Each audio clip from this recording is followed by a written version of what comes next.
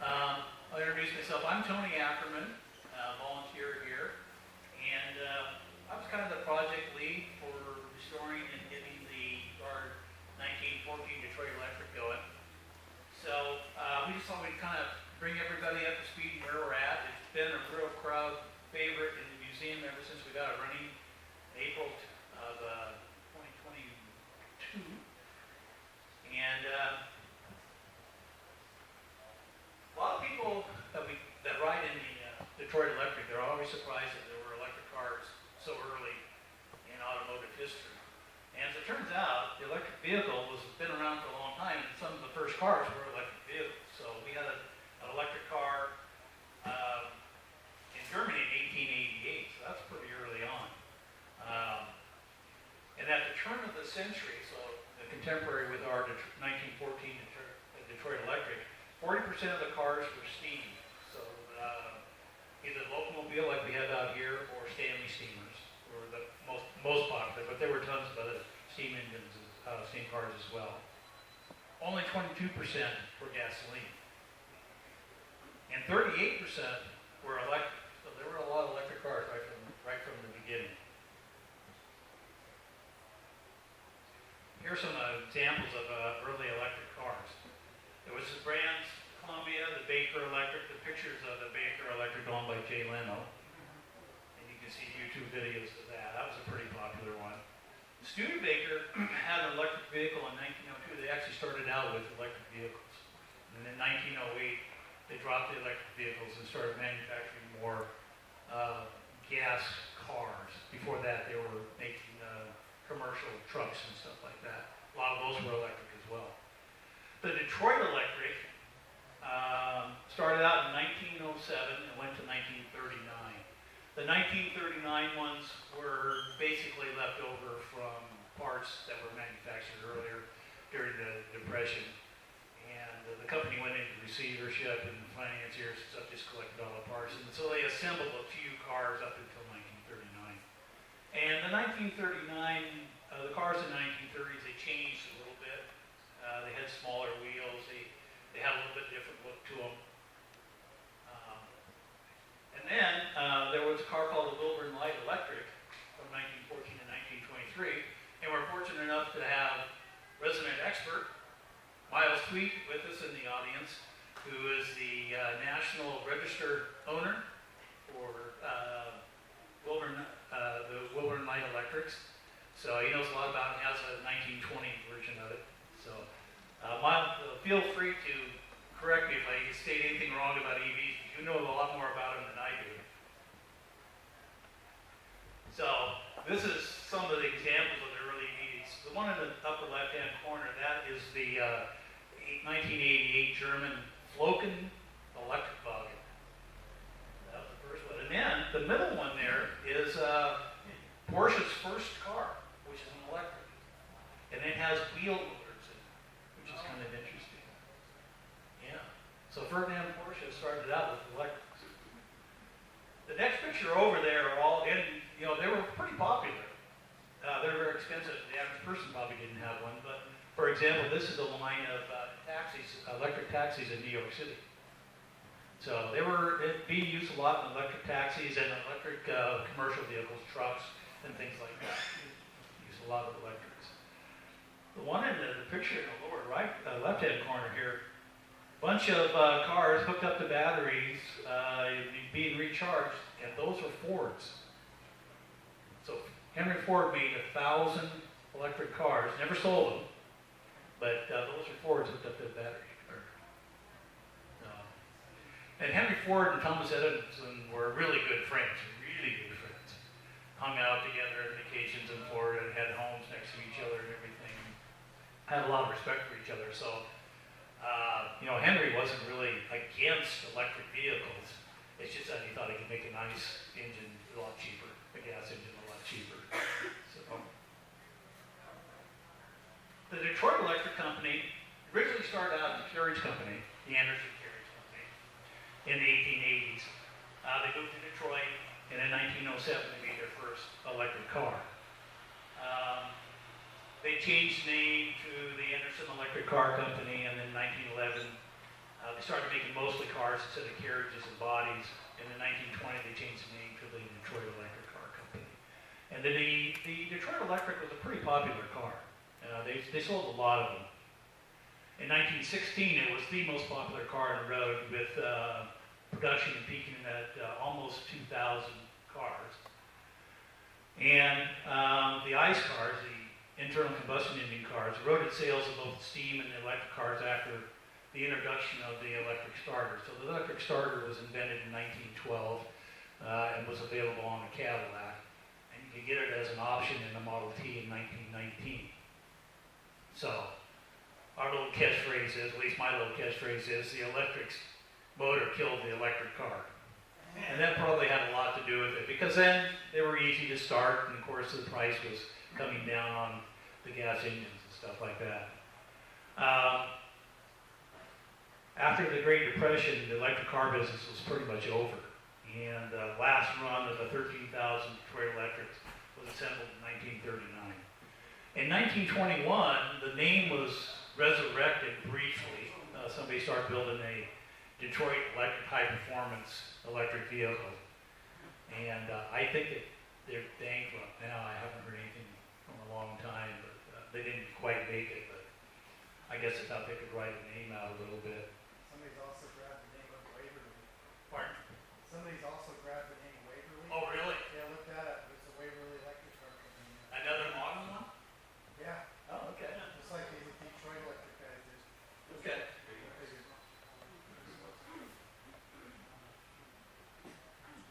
So, Detroit Electric was, they took advantage of the fact that both Thomas Edison and Henry Ford were big electric vehicle enthusiasts, and they blew that up quite a bit. Made a big poster about it. And, these were definitely the Elon Musk and Bill Gates of the year of the time. So the fact that they both owned Detroit Electric was a big deal. Henry Ford's wife, Clara, had a Detroit Electric. She had a couple of them. She drove them into the 30s because she didn't want to go out and hand crank a Model T. They're noisy and stinky. And it had a range. So the Detroit Electric had a range of 80 miles, which was fine inside town, and only did about 20 miles an hour, 20 to 25. But that was fine to take you across town in the muddy roads of Detroit. And so, a picture of Thomas Edison with the Edison batteries in a Detroit Electric there. So our car happens to have the Edison batteries in it, which were nickel iron batteries, manufactured and guaranteed by Thomas Edison himself for 80 years. That was a $600 option on that car, when the average worker was making $675 a year. So it's a pretty expensive option. And, there were some Detroit Electrics out west too. So this is a picture of, these were promotional pictures. The one on the right is a promotional picture of a trip that a Detroit Electric did, went from Seattle up to Mount Rainier. And the picture on the left is one plugged in somebody's barn. They had electricity, so they're recharging the Detroit Electric. So they were around out here. Scary trip back. What's that? That's probably a scary trip back downhill. I can imagine. Yes. Yeah. And I don't know. I guess they must have had electricity up in Paradise at the top. I don't know. This was in this trip. The promotional trip was made in 1919. So there were a lot of places that didn't have electricity in 1919. Yeah. So you'd be surprised, not only did they have electric vehicles at the turn of the century, we had a lot of them locally. So for example, starting at the upper row on the left-hand side, this is a Woods road wagon that we were just talking about here. Guy in Kamiah, Idaho has that. He's fully restored it, and it's in fantastic shape. It looks very, very similar. This is a 1904 version. It looks very similar to the locomobile Yeah. that we have steam car, which is a 1899, 1900 version. So a little more than a buggy, you know. But this was electric powered. And the Woods Corporation made a lot of other cars. They lasted for quite a while. Made some commercial vehicles and made bigger ones as time went on.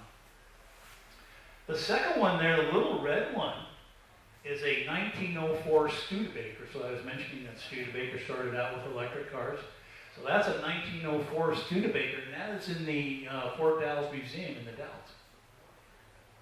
And they used to run it, I guess, in parades in the 70s.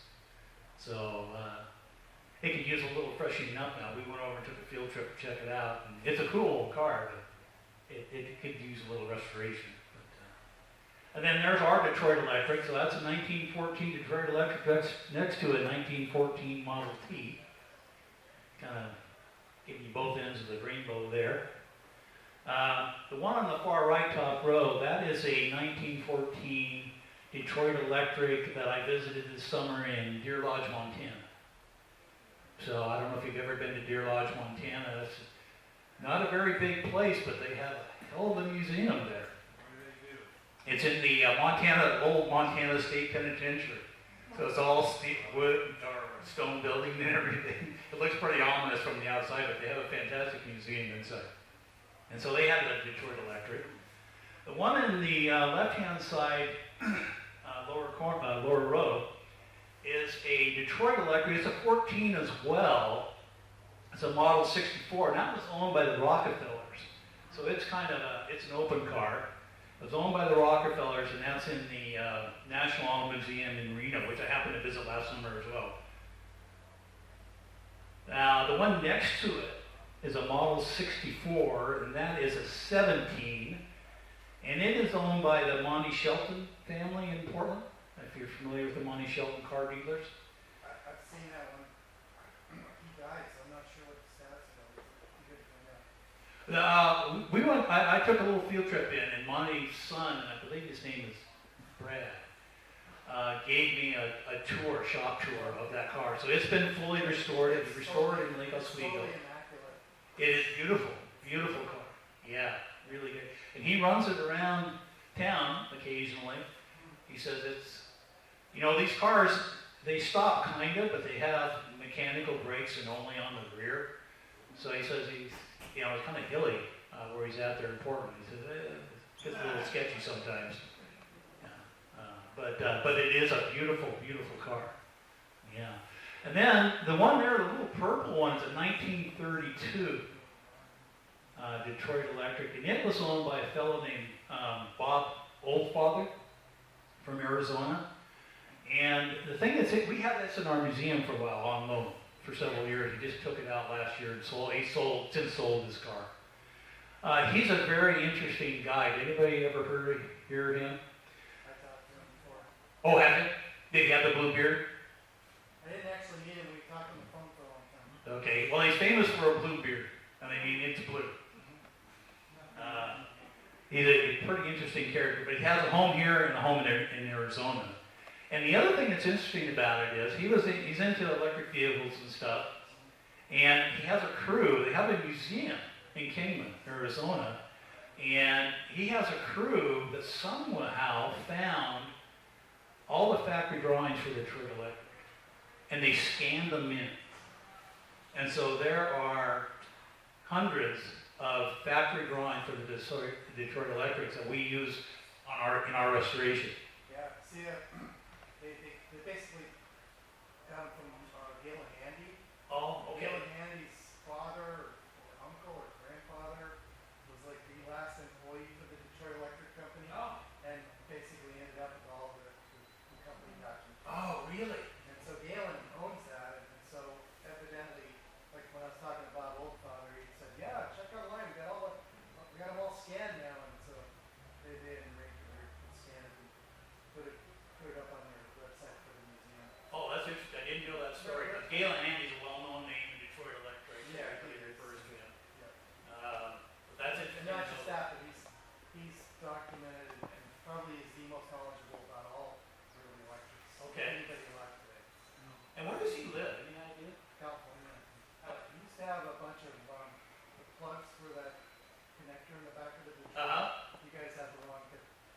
had to insert in there.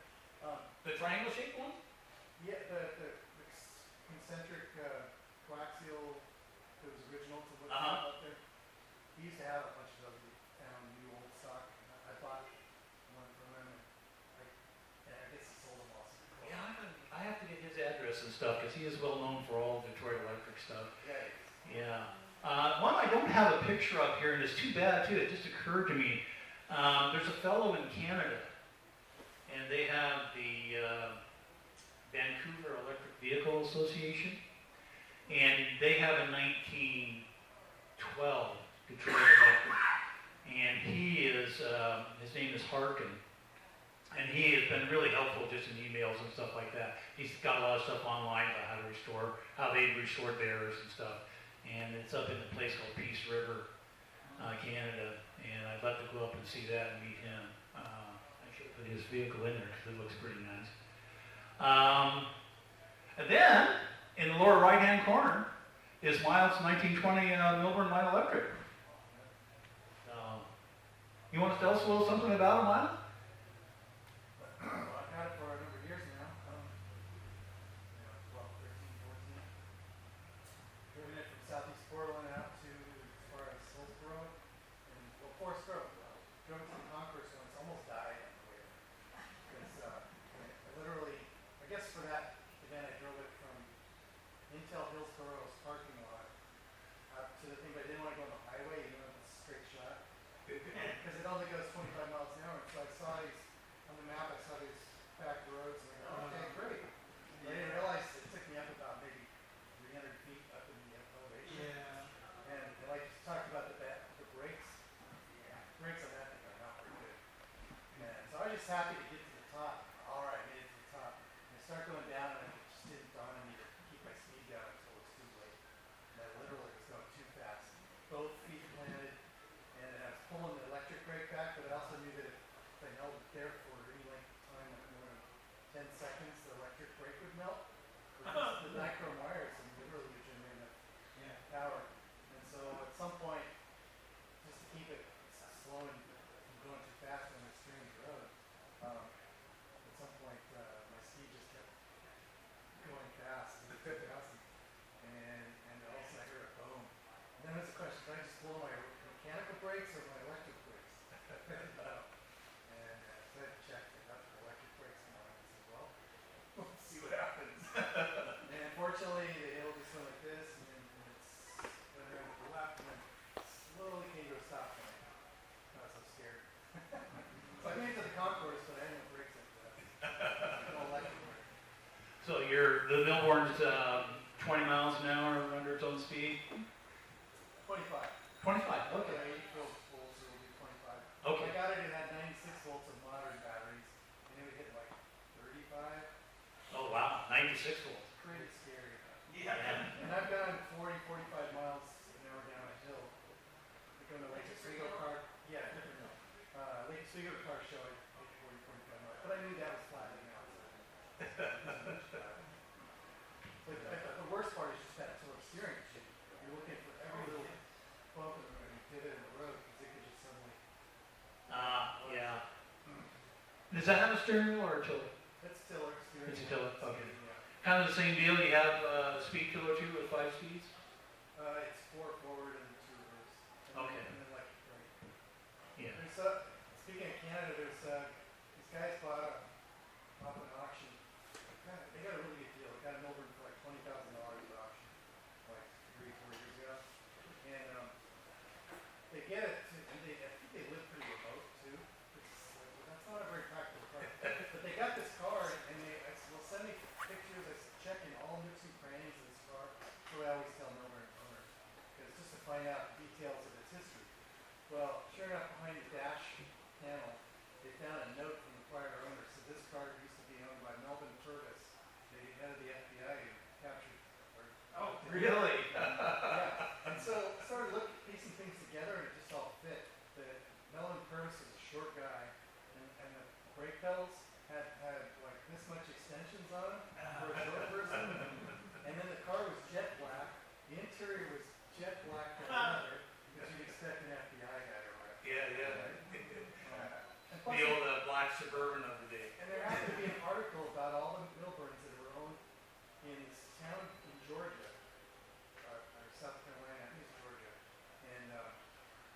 Melvin Purvis is one of them.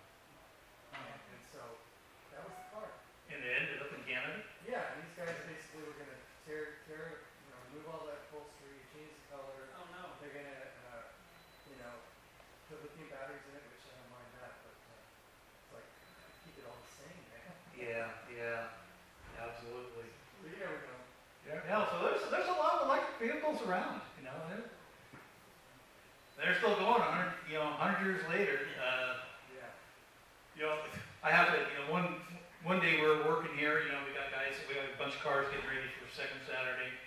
There's people working on carburetors, fueling up, changing oil, working on clutches that don't quite work, and that kind of stuff. And I'm in the Detroit Electric, and I'm completely overhauling. My horn button. Everything else works great, but my horn button had a problem. Mine was dead for like 2 or 3 minutes. I finally got the guts to pull it apart. See you again. And it lasted another 100 years now the way So, like I said, this is really the thrust of it. It's all about ours. So our 1914, and there was some controversy about whether it's a 14 or a 17, because it has roll-up windows in it, which was only supposed to be available in 17. But the title says 14. It's got 14 written on the door, so we're going for 14. As it turns out, there's a fellow in the Dalles named Doc Jewell, and he bought this car off of Hemmings Motorsport, or Hemmings Motor, in the 60s, and kept it for a while. And then, let's see, then in the 80s, let's see here. Oh yeah, in the 80s, the Powells bought it for $5,000 from Doc Jewell. And the whole idea is that it would be Jim Powell's retirement project. And Jim and Mary Ann had the funeral home in the Dalles. And so, they were just kind of set it aside for him to have a retirement project. But unfortunately, Jim died early. He died when he was like 57. So, it just kind of stayed in storage, and the family wasn't interested in keeping it up. And eventually, they donated it to the museum. So, we're happy to have it. It's wonderful. Then I must say, it languished in the museum too for a little bit.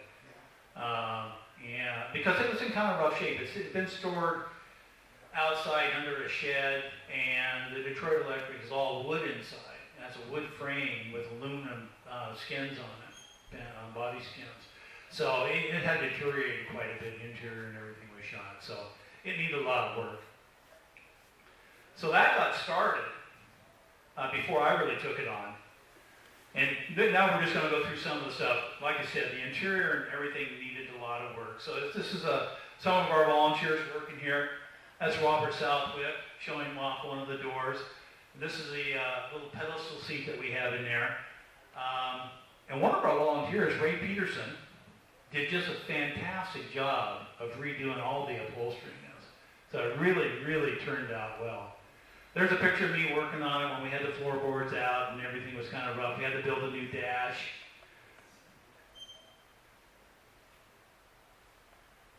In the center there's Andy Anderson. He was here today. He's one of the first people to start on it. And then in the upper left-hand corner is the hero of this whole interior restoration thing, and that's Calvin Cargill right here, our master carpenter. So, I don't know. By the time I saw it, it was pretty much all put together. Calvin, how bad was it?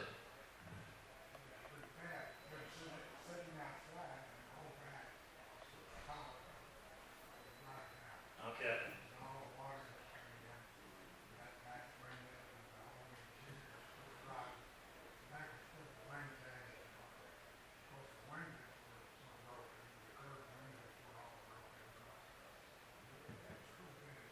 Yeah.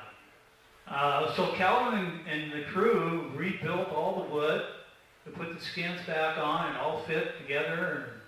And it looks really, really great. It's as good now as it was in the beginning. We were missing a few pieces of chrome, or actually trim. It was aluminum trim that goes around it. We 3D printed some of that. But you can kind of see it was pretty rough, and we decided to leave the body just the way it is. I mean, it's perfectly serviceable, and it looks authentic, and it is authentic. And we wouldn't add any value by painting it and stuff like that. I think it looks pretty good just the way it is. The old queen of the road. Here's some more of the pictures inside. And then on the bottom row, there's a guy in an orange. That is Ray. He would not let me take his picture, so just take my word for it. That's Ray Peterson. He's the one that did all the upholstery. He's tacking up some there. The guy underneath it there, that's Don Ferenzi, another one of our volunteers that does a lot of mechanical work for us. Actually, Ray's in there too. We do have a picture of him. Stephanie got a picture of him inside there. And I don't know who that is in the upper right-hand corner. Is that you, Kelvin? Yep. I don't know exactly who that is. So the Detroit Electric is one of the first vehicles to have curved glass windows. And ours were broken, as you might expect. So we made new ones out of Lexan, and that worked out just fine. It still looks pretty good. But yeah, that was the deal on the curved glass windows. And then here's the final product. And a little video inside. It turned out really great. One thing I always like to point out to people, because some of the stuff, technology from the older days is just cool. So you see the little strap that's hanging down in the back of the seat there? That's called a subway strap. And what it is it's attached to the bottom of the rear window. And the rear window just sits on the shelf.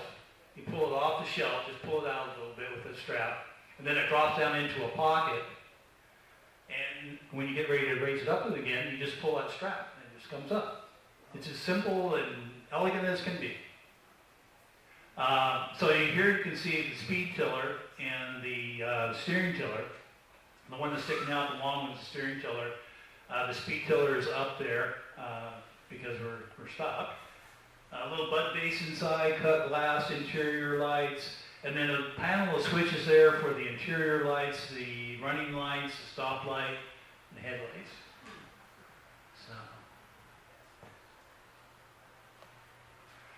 So when we first got it, we opened it up to take a look at the controller, and it was pretty tarnished. That's just it. It's just tarnished, It hadn't been opened up in who knows how long. So we cleaned it all up, and actually everything in it was in good shape. Everything in it was in good shape. But we didn't replace all the battery cables.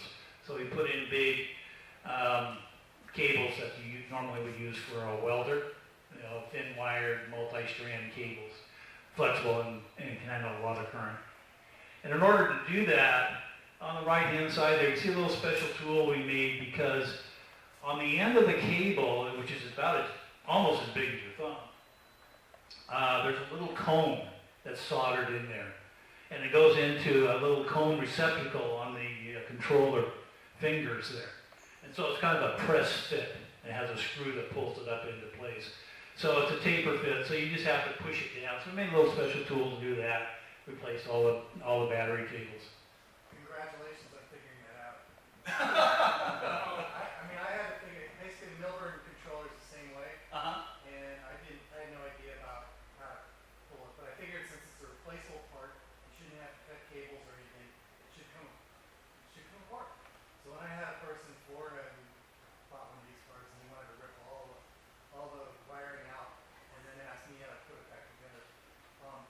He said this guy published like 50 professional engineering books. He was like the head engineer for Disney World. And he owned like 50 Corvettes and he just had to have an early electric. So I told him where to buy one and Corvette. He bought it over. He just ripped it all out. But he got to the control and he said, I don't know how to pull these cage wires out of this thing. He couldn't figure it out.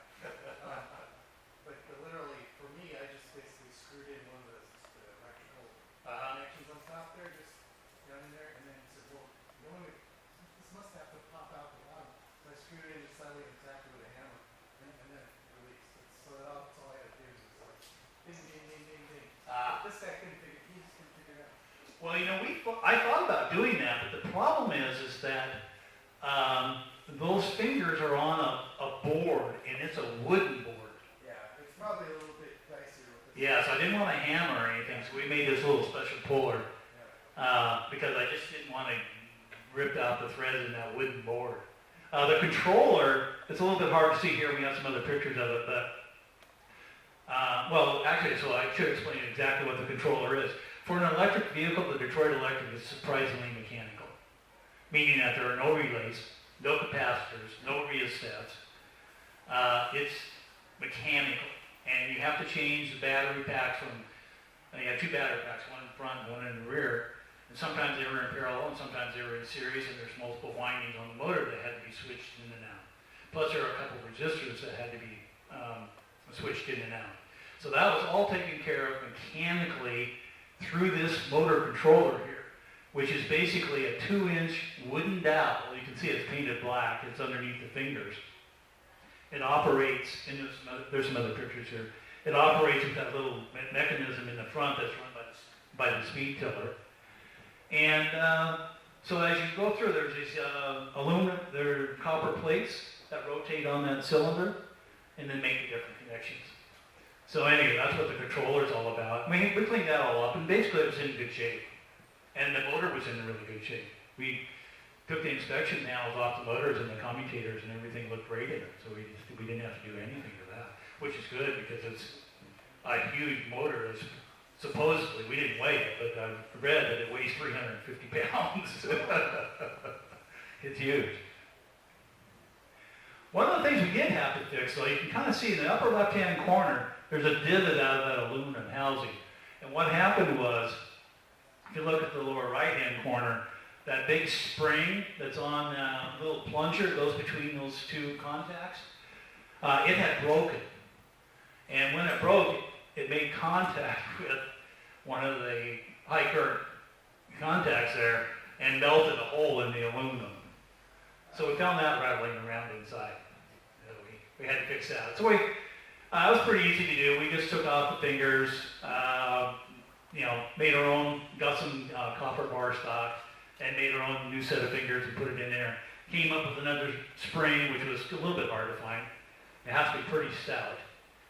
And this is the part that gave us a little bit of trouble today. I don't know if you saw us underneath. But what this is, cutout switch that's operated by the foot pedal, so that when you're stopped and parked, it opens up the circuit to the motor so the motor can't start. And it's on a ratcheting type thing, and it got stuck today, and we just had to go and free it up, and then since it frees up, it was fine. The other thing we had to fix was there's a big shunt coil on the left hand, you can see here, that had broken. And what this does is it drops some of the voltage in the first speed, so it's an electric vehicle, so you have instant torque, So if you had full voltage right off the get-go, it'd just jolt. So you drop some of the voltage across this shunt, and but the shunt had to be calculated with what the correct value was and everything. And luckily, we have Dale Nickel here, who is a transformer engineer who calculated all that, knew exactly what the nickel chromium wire that we needed to get, got us a nickel chromium wire, and I'll show you in a second here how we made it. It also had a bar of asbestos in the middle. This is the good stuff. This is 100-year-old asbestos. This is the real deal. It had broken as well. That's just to give it some rigidity because it gets really hot, you would say. So Dale came up, did all the calculations on it, which was kind of tricky. No one else knew how to do it. And then built an arbor on our press over in the aircraft restoration shop. And we wound it up with nickel chrome. AWD5 nichrome wire. There you go. AWD5 nichrome wire if you need any of that. 13 and a half feet. What does the Dale Lumber say? That's the calculation. We don't make this stuff up. We don't make it up. That's the exact calculation. The measured value is actually. Yeah. So, that's the real deal. We applied some science to that. I think I got 9 gauge or 11 gauge or over. It's right there with the food now.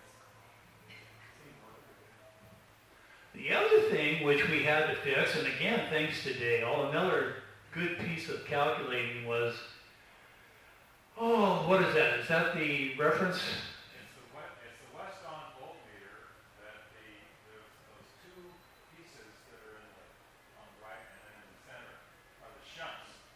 And they're several hundred turns of very fine wire, and those shunts were blown, and we think it was from the electric welder that was hooked up to the tower. Because the welder's got lots of ripple, and this is the original Weston volt and ammeter, which you cannot find anywhere.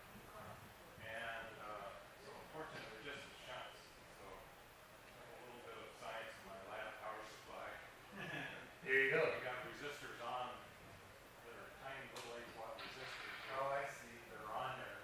So it's all back together just like it was. But didn't have to rewind the shunts. The original shunts, but they Yeah. but you had resistors Yeah. for the broken wire. Because the shunts were open. Yeah. They were bad. Yeah. So we got some good, high, very accurate resistors that take the place of the shunt. Now you just have to tell the drivers where to look to see the meter. Yeah. Or watch the road. One or the other, but not both. We ended up doing a little 3D printing for this project because all the insulators and everything are 100-year-old Bakelite. Bakelite's one of the first plastics, and they get pretty brittle after 100 years.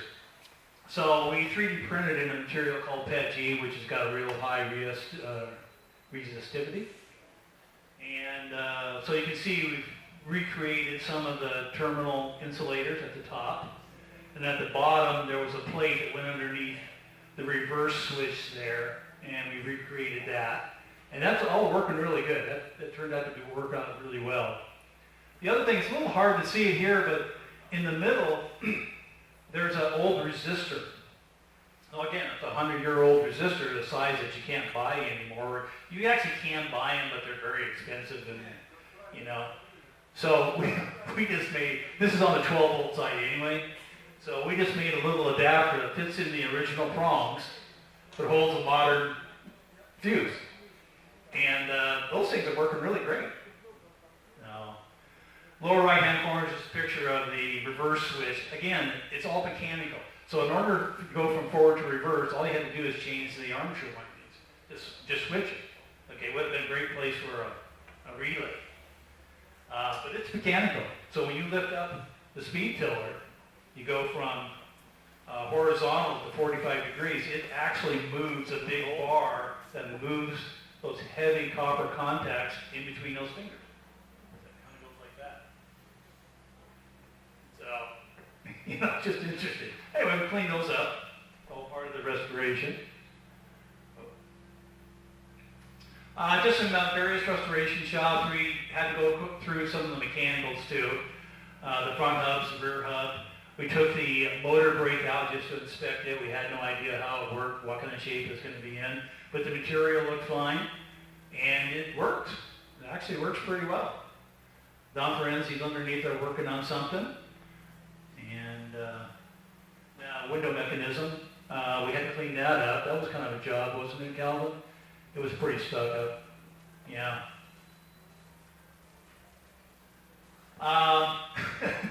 Another thing that we 3D printed, since we only have one battery pack, we can only use 3 of the 5 speeds.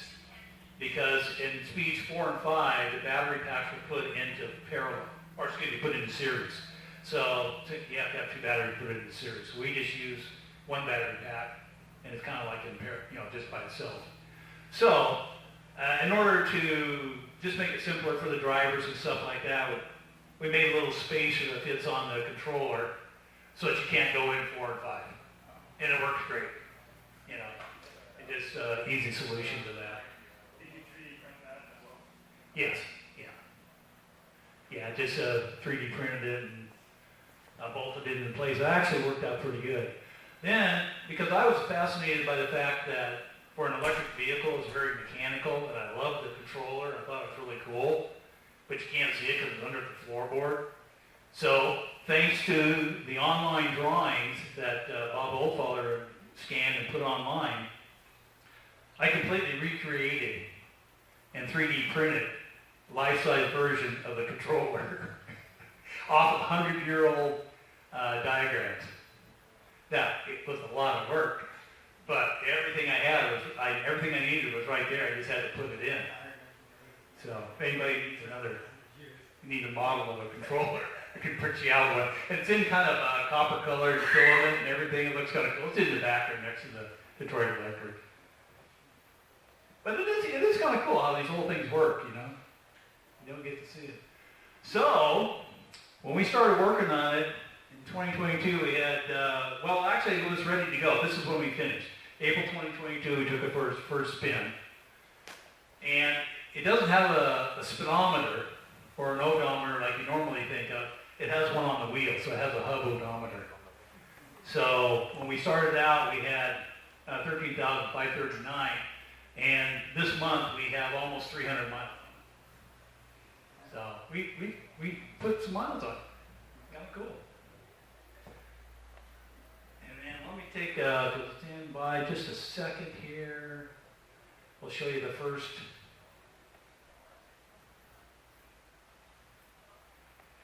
This is our inaugural run after we just got it going. We didn't even have the doors on it yet. Oh, you're not seeing that. Sorry about that. Let's see. Oh. Maybe I don't know how to do this.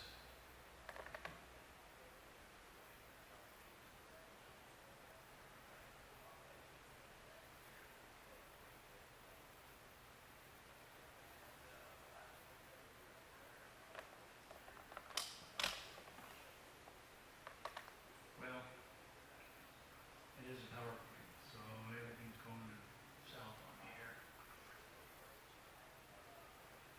Ah.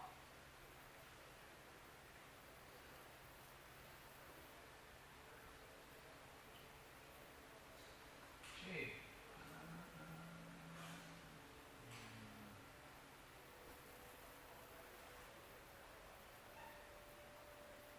There we go. We'll bring it back here a little bit.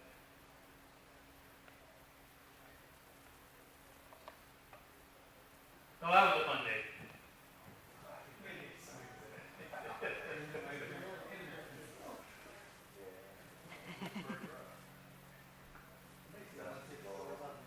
Oh yeah, did you see the dust blowing off the top?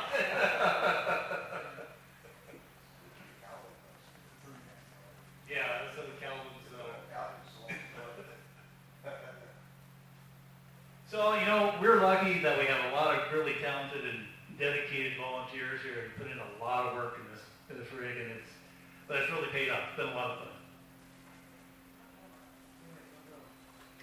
So we got Dale's here, Calvin's here, any the other volunteers that work directly. And Margie has done a lot of work for us. She went over and talked to to Mary Ann Powell and got the family story and stuff, and so another great contribution to the effort. That must have felt really good to be first riding that. It really did. It felt pretty good. Then we did a speed test. Yeah, we did a speed test. I think using a GPS speedometer on our phone. And 17 is the highest I've ever seen. I did get up to 20. We took it downtown for the 4th of July parade. And when I came back down the hill by the church, I got to 20. But that was kind of gravity assisted. Okay, well that's the end of the presentation. I hope everybody enjoyed the presentation and enjoyed the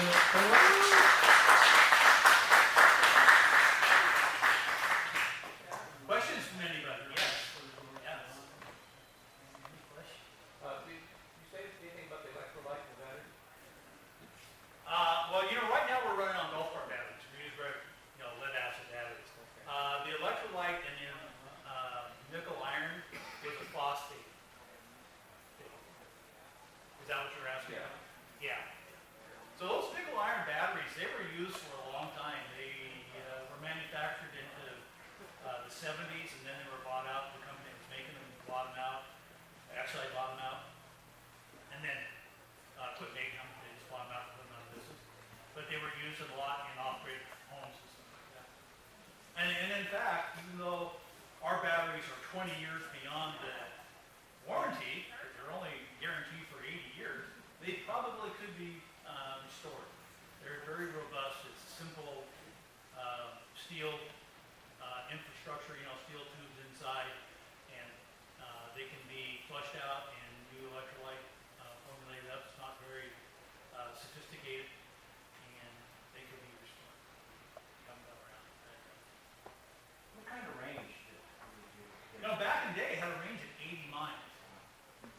Now, we have driven around here, and I think we're about 30 miles is as much as we've ever driven it.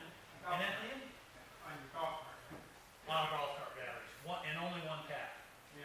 So at the end of a day, of a 30-mile day, it's getting a little slow.